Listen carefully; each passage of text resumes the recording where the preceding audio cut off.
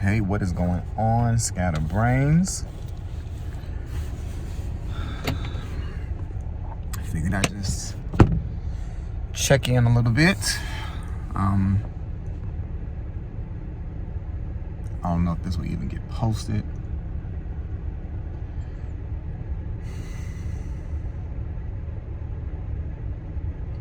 So a few weeks ago, I got home from work and Carter, he hit me in the eye with a toy car. It wasn't intentional or anything. He was trying to like show it to me. And in doing that, he hit me square in the eye. He hit me good in the eye, really good. At that time, I probably have to put a disclaimer up at the beginning of this video, because that's what I'm dealing with right now. At the beginning, when it happened, I was like, it hurt, and I didn't think anything of it. But I said, I'm not the kind of guy who would just, not go to the doctor if necessary. So I just said I'd watch it and just kind of see how things go. So that next week, I just kind of had like a dark area. Like if I'm looking forward, like it was kind of a darker area here.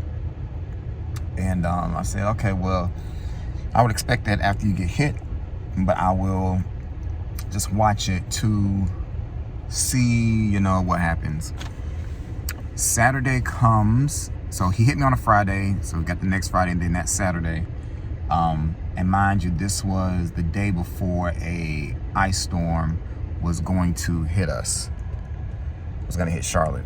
And so that Saturday, I was sitting watching TV and I just had these intense floaters. And if you don't know what a floater is like this cluster of something that is just kind of in your eye that you can see. And when you look one direction, it follows you. And if it's here in my vision, if I look over, like anywhere I go, it's there. And I had these intense ones like right in the front. So I was like, oh no, I have to make an appointment because I've always had floaters, but they've been very faint, not anything, and they weren't as intense as this one. So I said I have to make an appointment. Martin Luther King holiday was that, Dr. Martin Luther King Jr. holiday was that following Monday, and most places were closed. So I said, okay, I have to make it for Tuesday. Because of the amount of ice and snow that Charlotte got, they canceled school for that Tuesday. So it was kind of perfect that I made my appointment there, didn't have to take off. I go to the optometrist and he was like, we need to send you to a specialist. It looks like you have a retinal detachment. Like your retina has detached from your eye or something along those lines. And immediately I'm just like, oh my gosh, what he just hit me in the eye. That's what I'm thinking, But I, for the most part, always try to stay positive, just to always look at the glass as half full instead of half empty. And they made my appointment for the next day. They made it for like 2 o'clock that Wednesday. So Monday was Martin Luther King, Tuesday was my optometrist appointment, Wednesday at 2 was my specialty eye appointment. I don't know what kind of doctor he is, but he's a specialty person. Get here, go through the same things I did at the optometrist, dilating and looking at pictures, yada, yada, yada, yada. And the optometrist is like, oh no, we're gonna have to do surgery now. You have retinal tears. And of course, I don't have a chance to Google any of this kind of stuff. But he says, like, your retina is tearing in several places. I had like 4 retinal tears. And he explained it like it's like if you rip a piece of paper, if you don't secure the area, like if you were to rip a piece of paper in the middle of the paper, if you don't secure the area like around the rip, the tear, it can continue to tear. So he said, we're gonna need to perform emergency surgery to stop your retina from tearing. And like, he said, we have to do surgery now. And I came by myself because I was like, oh, I don't think it'd be anything intense. I think it'll be fine. And so, I'm freaking out. Like, I have never had like a major surgery of any kind. I've never had my wisdom teeth pulled. Never broken anything, thank God. The most intense surgery you could ever say I had was having an ingrown toenail removed. But the eyes are like one of the most sensitive places on your body. So for somebody to say they got to do surgery on your eye, like, it immediately just, it shook me. And so they numbed my eye. Then they gave me a shot of Novocaine, literally a needle in my eye. To numb it, you like you about to hit my car. Okay, thank you. To numb it, to get me ready to have this laser surgery. So I had to sit in this chair and look in like clock directions, like look up to the upper left, to the upper right, and he would take this laser and shoot it into my eyeball. And what it was essentially doing was like welding down the area around the tear so that the tear could not continue.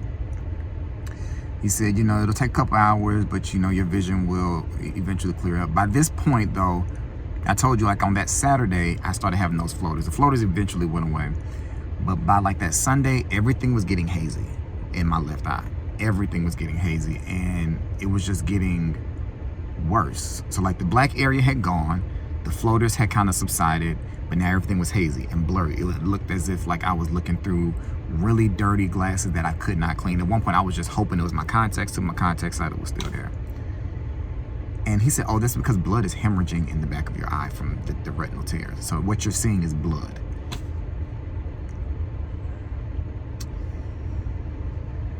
So he performs the surgery. He says everything went well. It took everything in me to just stay focused to get through it. I've been told I have a high pain tolerance. I don't really know, you know, if I do or not, but it was uncomfortable. I wouldn't say it hurt. It was just uncomfortable. I almost felt like somebody was like almost squeezing my eyeball. Now some people may say, oh, that sounds like it hurts. For me, it just felt uncomfortable. I just felt like pressure and discomfort is what I felt. But I left, and you know, this is how my eye looked upon leaving. So like if I look over there, I don't know if it's going to show up on the camera, and and you can tell my eyes are still dilated, so they can look in the back of my eye, but you see like I almost have like this butt on my eye, like I just got injections on my eye. My eye looks pregnant last time I looked at it. And yeah, and he said we'll bring you back in a week to make sure everything was good. Can y'all guess how long ago that was? A week. I came back today for my follow-up to check on those 4 tears that I had, and he was like, uh-oh, oh man. And you don't want to hear a doctor say anything along those lines of uh-oh. And he may not have said uh-oh, but whatever he said was an indication that something wasn't right. And I was just like, oh gosh, what is he about to tell me? Because worst case scenario is having a retinal tear, which means a retinal detachment, which means your retina has come off of whatever it is it's supposed to be attached to, and you have to have actual surgery. It's like a vitrectomy, something like that, something around those words. He was like, you have more tears. You have 4 new tears that weren't there last week. He was like, and have you noticed anything different? And I'm like, I mean, my vision, the haziness has started to clear up. I have like seen some spots, but there wasn't anything intense. But other than that, I haven't been hit in the eye, thank God. You know, I just, he was like, you have 4 new tears. And so we're gonna have to do laser again. And so sitting in my car now, waiting on Carmen to get here, and I knew I hadn't made a video for y'all in a long time, and I just thought I'll just give you an update about how I'm doing. I feel like I'm kind of avoiding looking at the camera because I just don't want to be looking cross-eyed, because I don't know if I'm looking directly in the camera because I can't see the camera. I can see myself, like I know who I am, but as far as making sure I'm looking in the camera, that's just, it's not there. When he said it, y'all, my heart, like, it dropped, because I consider myself fairly strong, you know what I mean? But you know, there's only so much people can take, but I have to constantly remind myself, especially in this 2022 year, it could be worse. I have to keep telling myself it could be worse, because I have wanted to cry like 10 times since he said we're gonna have to have surgery again. Because in the back of my mind, I sometimes go to like the worst case scenario, and the worst case scenario is I can't see out of my left eye. But right now I can see out of my left eye. It's still a little hazy from the previous situation, but it could be worse. And that is what I'm just trying to remind myself of. The problem had a solution. The solution was given. Now we just need the solution to do its thing. You know, I almost feel like I just need to walk around with science goggles on for like the next 2 months just to make sure nothing happens to my eye. This has not been fun. It has not been fun not being able to see. And the reason why, oh, don't bubble up now. The reason why it's really, really scary for me is because vision is of all my senses, vision, you know, is the one that has aided in me being successful, I would say, because I'm an artist. Now, granted, there are probably blind artists, maybe, but I'm an artist.